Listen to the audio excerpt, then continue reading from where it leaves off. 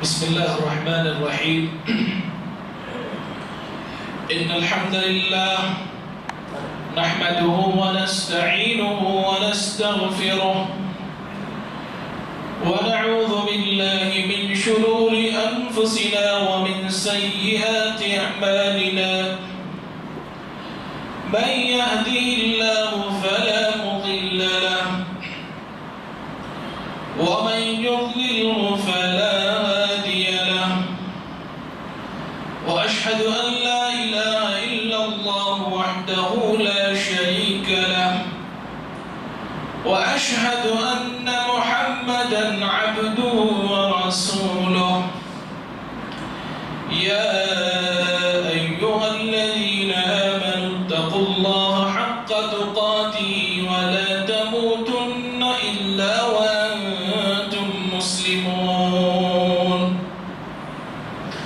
يا أيها الناس اتقوا ربكم الذي خلقكم من نفس واحدة وخلق منها زوجها وبث منهما رجالا كثيرا ونساء. واتقوا الله الذي تساءلون به والأرحام إن الله كان عليكم رقيبا. يا أيها الذين آمنوا اتقوا الله وقولوا قولا سديدا يصلح لكم أعمالكم ويغفر لكم ذنوبكم ومن يطع الله ورسوله فقد فاز فوزا عظيما. أما بعد فإن خير الحديث كتاب الله وخير الهدي هدي محمد صلى الله عليه وسلم وشر الأمور محدثاتها وكل محدثة بدعة وكل بدعة ضلالة وكل ضلالة في النار. أعوذ بالله السميع العليم من الشيطان الرجيم. بسم الله الرحمن الرحيم. اقرأ باسم ربك الذي خلق.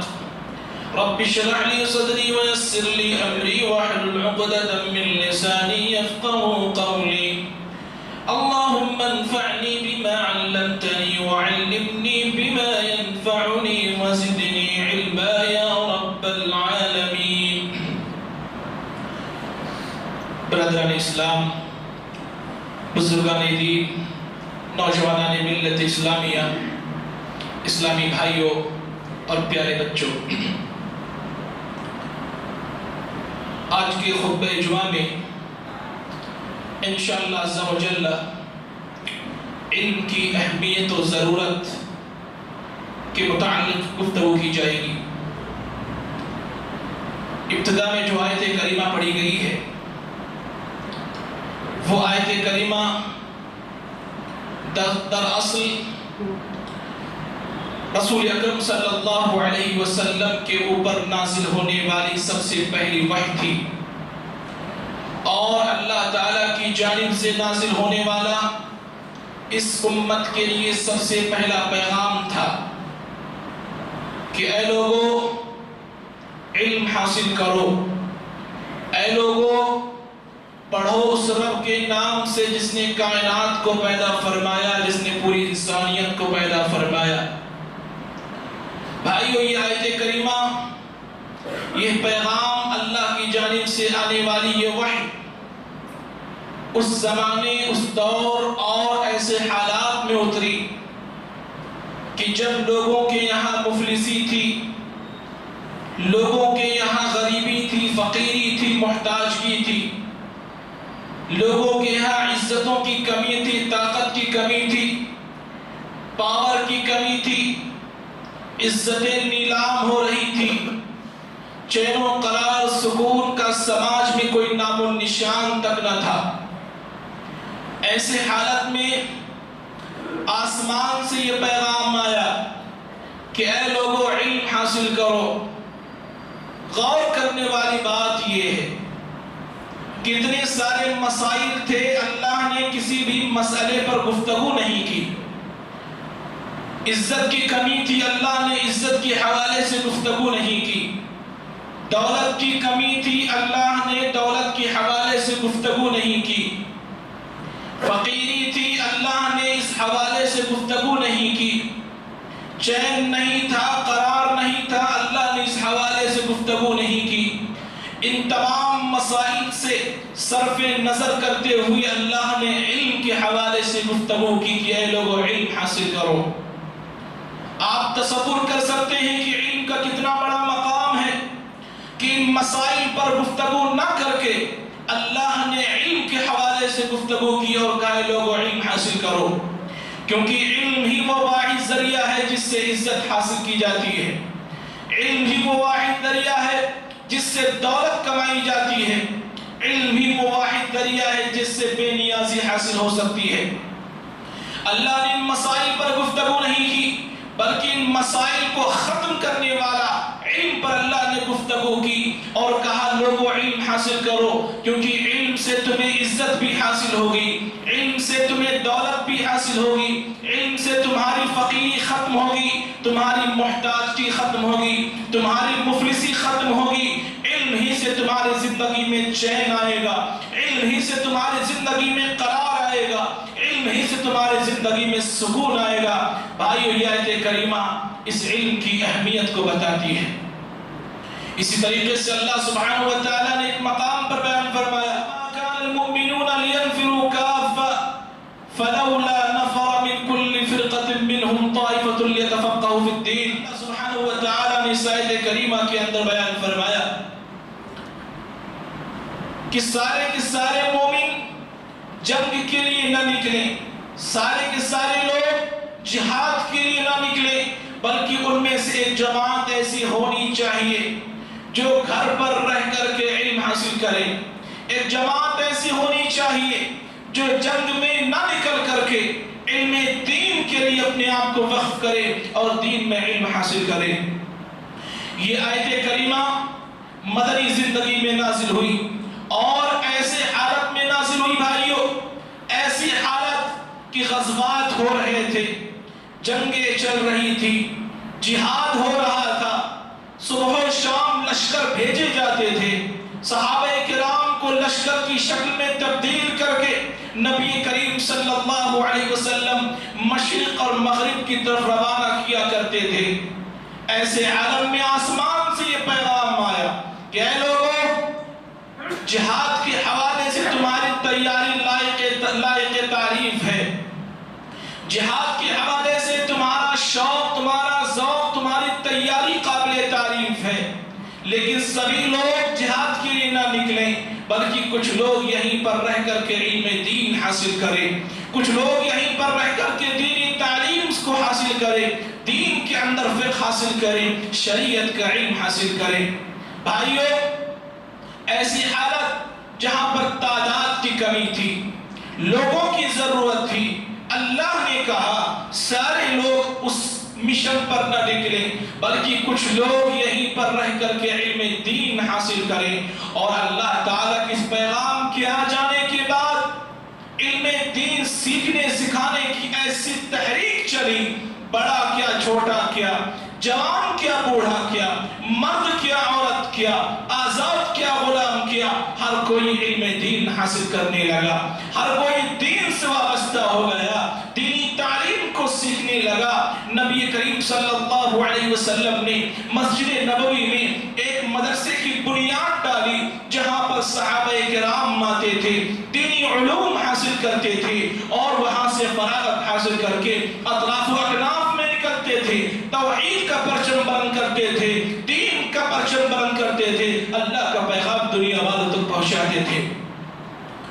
یہ علم دین کی اہمیت ہے کہ جہاں جہاد کا ماحول بنا ہوا ہو، جنگ کا ماحول بنا ہوا ہو، لڑائی کا ماحول بنا ہوا ہو، مسلمان دشمنان اسلام سے برسر پیکار ہیں، مسلمان دشمنان اسلام سے لڑائیاں چل رہی ہیں، ایسی کیفیت میں اللہ تعالیٰ کہہ رہا ہے سب لوگ نہ نکلیں، کچھ لوگ ان کے مقابلے پر جائیں تو کچھ لوگ یہیں پر رہ کر کے دینی تعلیم حاصل کریں، دین سے وابستگی ہو، سکتا ہو دینی تعلیم کا ماحول پیدا کرے۔ یہ آیت کریمہ بھی دینی تعلیم کی اہمیت و ضرورت کو بیان کرتی ہے۔ بھائیو، یہ دینی تعلیم نبی کریم صلی اللہ علیہ وسلم نے بیان فرمایا کہ طلب العلم فریضۃ علی کل مسلم، علم دین حاصل کرنا ہر مسلمان مرد عورت کے اوپر واجب و ضروری ہے۔ آپ کسی بھی مرحلے میں ہو، کسی بھی عمر میں ہو، آپ علم دین حاصل کر سکتے ہیں۔ صحابہ کرام میں بڑی تعداد ایسی تھی کہ 40 سال کی عمر کو پار کر چکے ہیں، اب قرآن پڑھنا سیکھ رہے ہیں، دین کے بنیادی مسائل کا علم حاصل کرنا شروع کر دیا ہے، اللہ کے نبی کے پاس آتے ہیں، دینی مسائل پر گفتگو کرتے ہیں۔ کسی بھی عمر میں ہو، کسی بھی مرحلے میں ہو، کسی بھی ایج کو پہنچ چکے ہو، آپ دینی تعلیم حاصل کر سکتے ہیں۔ دینی علوم کو حاصل کرنے کے لیے آپ کو ان مدارس کا رخ کرنے کی ضرورت نہیں ہے۔ اپنے متعلقین جو علماء ہیں، آپ جن علماء کو پہچانتے ہیں، ان سے مسائل کا علم لے سکتے ہیں، ان سے دین کا علم لے سکتے ہیں، لیکن دین کا علم حاصل کرنا ہر مسلمان مرد عورت کے اوپر واجب و ضروری ہے۔ کیونکہ بھائیو، کوئی بھی انسان، کوئی بھی مسلمان سچا مسلمان بن ہی نہیں سکتا جب تک کہ وہ اسلام کا صحیح علم رکھتا ہو۔ کوئی بھی مومن سچا مومن بن ہی نہیں سکتا ہے جب تک کہ اس کے پاس دین کا علم نہ ہو۔ اگر اپنے آپ کو سچا مسلمان بنانا چاہتے ہو، اپنے آپ کو حقیقی مومن بنانا چاہتے ہو، تو دین کے بارے میں علم حاصل کرو، اسلام کے بارے میں علم حاصل کرو، شریعت کے بارے میں علم حاصل کرو، کیونکہ بنا علم کے کوئی بھی مسلمان اپنے مسلمان ہونے کا حق نہیں ادا کر سکتا، اپنے مومن ہونے کا حق نہیں ادا کر سکتا، اپنے زندگی کو مومنانہ نہیں بنا سکتا، اپنے زندگی کو اسلام کے راستے پر لے کر کے نہیں چل سکتا ہے۔ لہذا اتنا علم حاصل کرنا کہ جس سے دین پر عمل ہو سکے، جس سے اسلام پر عمل ہو سکے، ہر مسلمان مرد عورت کے اوپر واجب و ضروری ہے۔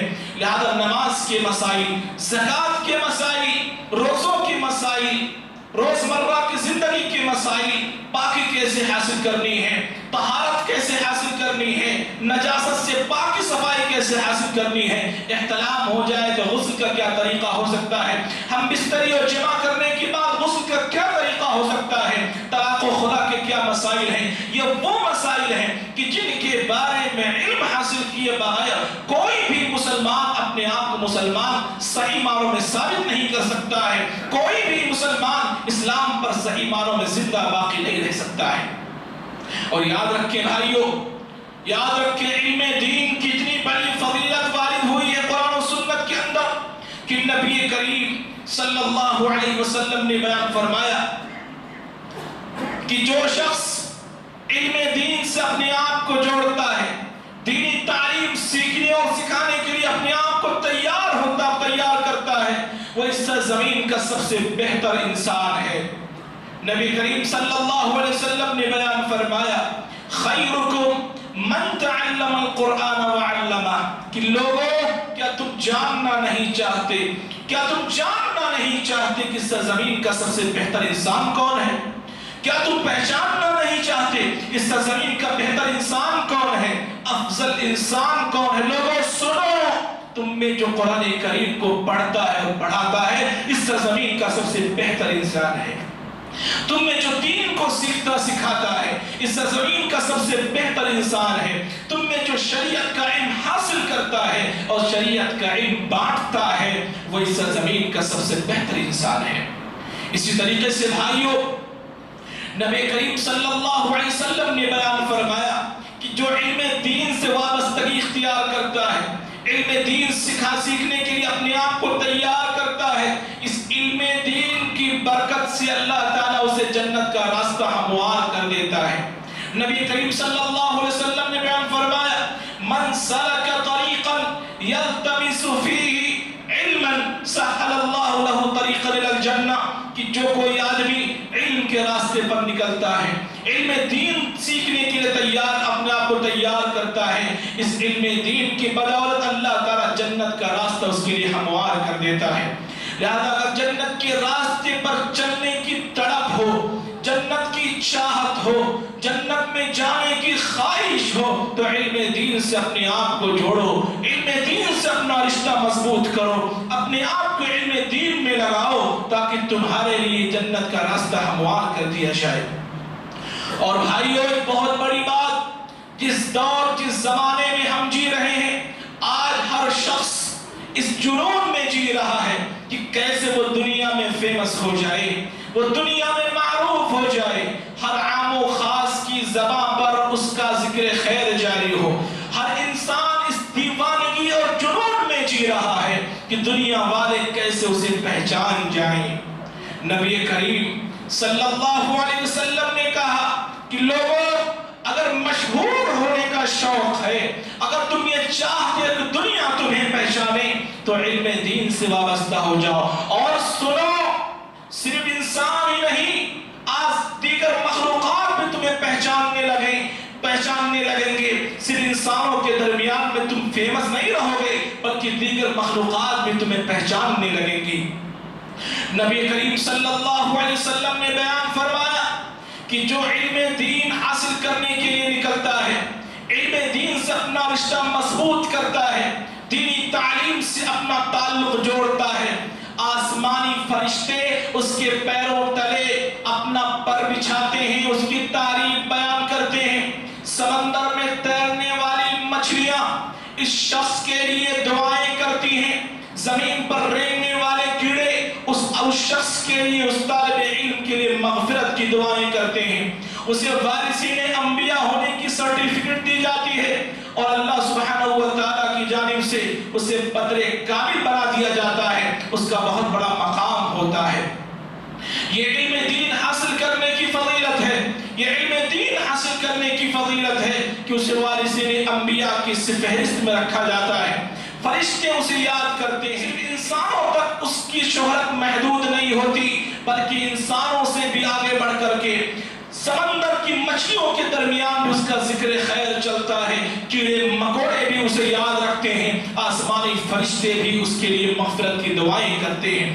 یہ علم دین کی فضیلت کی بات ہے، یہ علم دین کا مقام ہے کہ علم دین حاصل کرنے والا دنیا میں بھی عزت حاصل کرتا ہے اور آخرت میں بھی اللہ تعالیٰ کی نظر میں وہ عزت حاصل کرے گا۔ بھائیو، لیکن افسوس کا مقام یہ ہے، لیکن افسوس کے ساتھ یہ کہنا پڑتا ہے کہ علم دین کس قدر فضیلت ہونے کے باوجود علامہ اقبال رحمۃ اللہ علیہ نے کہا تھا، حیرت ہے کہ تعلیم و ترقی میں ہے پیچھے، حیرت ہے کہ تعلیم و ترقی میں ہے پیچھے جس قوم کا آغاز اقرا سے ہوا تھا، کہ وہ قوم جس کی بنیاد، جس کے دین کی بنیاد، جس کے شریعت کی بنیاد تعلیم پر رکھی گئی تھی، وہ قوم سب سے جاہل بنی ہوئی ہے۔ وہ قوم جس کی تاریخ کا آغاز لفظ اقرا سے ہوا تھا کہ پڑھو، آج وہی قوم تعلیم کے میدان میں سب سے پیچھے ہے۔ وہ قوم جس کی آخرت، جس کی عزت دینی تعلیم میں رکھی گئی تھی، آج وہی قوم دینی تعلیم سے اپنا رشتہ توڑ چکی ہے۔ اس کی زندگی میں دینی تعلیم کا کوئی ماحول نہیں، دینی تعلیم کا سلسلہ ختم ہو چکا ہے۔ لہذا وہ دینی تعلیم کہ جس کو اپنانے کی وجہ سے لوگوں کو عزت ملی تھی، لوگوں کا مقام و مرتبہ بڑھا تھا، آج وہ تعلیم اس مسلمانوں کی زندگی سے غائب ہے، جس کی وجہ سے وہ عزتیں ختم ہو چکی ہیں، وہ مقام و مرتبہ ختم ہو چکا ہے۔ بھائیو، جس زمانے اور جس دور میں ہم جی رہے ہیں، اس دور میں مختلف فتنے ہیں جو سر اٹھائے ہوئے ہیں۔ ان فتنوں میں اگر ہم نے دینی تعلیم سے اپنا رشتہ نہیں جوڑا تو یاد رکھو ایمان بچانا بھی مشکل ہے۔ مختلف فتنے ہیں جو ہمارا استقبال کرنے کو تیار ہیں۔ آج اولاد کی نافرمانی کا فتنہ اسی دینی تعلیم سے دوری کا نتیجہ ہے۔ نوجوانوں میں بگاڑ کا فتنہ اسی دینی تعلیم سے دوری کا نتیجہ ہے۔ میاں بیوی میں اختلاف کے مسائل اسی دینی تعلیم سے دوری کا نتیجہ ہے۔ لڑکیاں بغاوت کر رہی ہیں، باغی بن رہی ہیں، اپنے گھروں کو چھوڑ کر کے بھاگ رہی ہیں، اسی دینی تعلیم سے دوری کا نتیجہ ہے۔ شرک و بدعات انگڑائیاں لے رہی ہیں، شرک و بدعات کی ہوائیں چل رہی ہیں، انسان شرک و بدعات میں گرفتار ہو رہا ہے، تو اسی دینی تعلیم سے دوری کا نتیجہ ہے۔